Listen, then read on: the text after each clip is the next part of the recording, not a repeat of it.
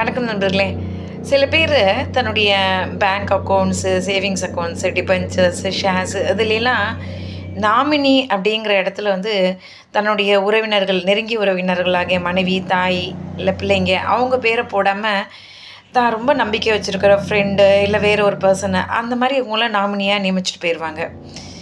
அவங்க இறந்ததுக்கப்புறம் இது பெரிய ஒரு சட்ட சிக்கலை ஏற்படுத்தக்கூடியதாக இருக்கும். அதாவது நாமினிங்கிறவங்களுக்கு தான் வந்து அந்த இறந்து போனவருடைய அசையும் சொத்துக்கள், இந்த செக்யூரிட்டிஸ், டிபென்ச்சர்ஸ் எல்லாம் கொடுக்கலாம் அப்படிங்கிற நிலையில தான் ஃபைனான்ஷியல் இன்ஸ்டிடியூஷன்ஸ் அந்த நாமினியோட டீட்டெயில்ஸ் எல்லாம் கேட்டு வாங்கிப்பாங்க.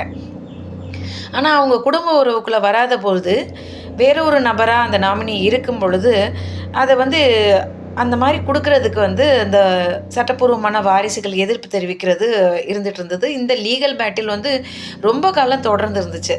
அதுக்கான முற்றுப்புள்ளி வைக்கும் விதமாக 2022 உச்சநீதிமன்றம் ஒரு தீர்ப்பு வந்து இந்த வழக்கில் சொல்லியிருக்கு. அதில் என்ன சொல்லியிருக்குன்னா வந்து நாமினியாக குடும்ப உறவில் இல்லாத ஒருத்தர் இருக்கும் பொழுது பொதுவாக நாமினி அப்படிங்கிறவங்களைய வாரிசுகள் அப்படின்னு கணக்கில் எடுத்துக்கவே முடியாது. அவங்க அந்த சட்டப்பூர்வமான வாரிசுகளோட ட்ரஸ்டி, அவங்களுடைய சொத்துக்களை அந்த சட்டப்பூர்வமான வாரிசுகளுடைய சொத்துக்களை நிர்வகிக்கக்கூடியவர்கள். அவங்களுடைய பொறுப்பே வந்து அந்த ஃபைனான்ஷியல் இன்ஸ்டிடியூஷன், நிதி நிறுவனங்கள்கிட்ட பெற்று அந்த சட்டப்பூர்வமான வாரிசுகளுக்கு ஒப்படைக்க வேண்டிய கடமை, அந்த ப்ரொசீஜர்ஸை தான் அவங்க ஃபாலோ பண்ணணும். அதுக்கு மேலே அவங்களுக்கு தனிப்பட்ட விதத்தில் அந்த அந்த அந்த நிதி இங்கே வந்து எப்படி நிர்வாகம் பண்ணுறது அப்படின்னு டீல் பண்ணுறதுக்கான அதிகாரம் இல்லை அப்படிங்கிறது தான் சொல்லியிருக்கு. ஸோ இதனால தான் வந்து நிறைய ஃபைனான்ஷியல் இன்ஸ்டிடியூஷன் வந்து நீதிமன்றத்தில் போய் சக்ஷன் சர்டிஃபிகேட், அந்த வாரிசு உரிமை சான்று இருக்கு இல்லையா, அதை வாங்கிட்டு வந்து ஒப்படைங்க அப்படின்னு சொல்கிறது கேட்குறது வழக்கமாயிடுது. இந்த வாரிசு உரிமை சான்று வந்து மோஸ்ட்லி இந்த பேங்க்ஸ்லாம் கேட்குறாங்க அப்படிங்கிறது சம்மந்தமாக நான் ஏற்கனவே நேற்று போட்ட பதிவில் சொல்லியிருந்தேன். அப்படிங்க ஒரு ஒர்க் பண்ணிகிட்டு இருந்த ஒரு கவர்மெண்ட் எம்ப்ளாயியோட டிபார்ட்மெண்ட்லேயே அதை கேட்டிருந்தாங்க, அதை கொண்டு வந்து கொடுங்கன்னு சொல்லிட்டு. யூஸ்வலாக வந்து அது மாதிரி பென்ஷன் அரியர்ஸ், இறந்து போன ஒரு அரசு ஊழியரோட பென்ஷன் அரியர்ஸு, ரிட்டைர்மெண்ட் பெனிஃபிட்ஸை கொடுக்குறதுக்கு அந்த லீகலர்ஷிப் சர்டிஃபிகேட்டே போதுமானதாக தான் அந்த வாங்குவாங்க. ஆனால் அதில் எப்போ ஒரு டிஸ்பியூட் இருக்கோ அப்போ தான் சக்ஷன் சர்டிஃபிகேட் கேட்டு வாங்குவாங்க.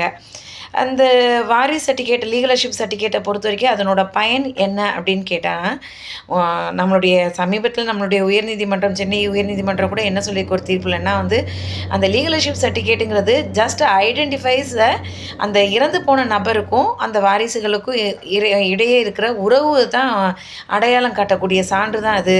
மற்றபடி அதை மட்டுமே வச்சுக்கிட்டு வாரிசு இன்னாருங்கிறத தீர்மானிக்க முடியாது அப்படின்னு சொல்லியிருக்கு.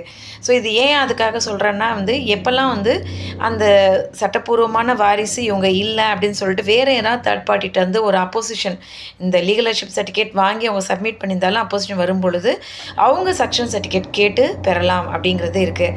ஆனால் இதுவே சட்டப்பூர்வமான வாரிசு வந்து ஒருத்தராக இருக்கிறாங்க அப்படின்னா அது போன்ற சமயங்களில் வாரிசு உரிமை சான்று கேட்க வேண்டிய அவசியம் இல்லைன்ட்டு சமீபத்தில் நம்முடைய டெல்லி ஹைகோர்ட் கூட சொல்லியிருக்கு. ஸோ இதுலேருந்து நமக்கு சட்டப்பூர்வமான வாரிசு சான்று, அதாவது சக்ஷன் சர்டிஃபிகேட் அப்படிங்கிறதுக்கும் லீகலர்ஷிப் சர்டிஃபிகேட்டுக்கும் ரெண்டுக்கும் இருக்கிற வித்தியாசத்தை நம்ம தெரிஞ்சுக்கிட்டோம். மீண்டும் இன்னொரு பதிவில் உங்களை சந்திக்கிறேன். நன்றி, வணக்கம்.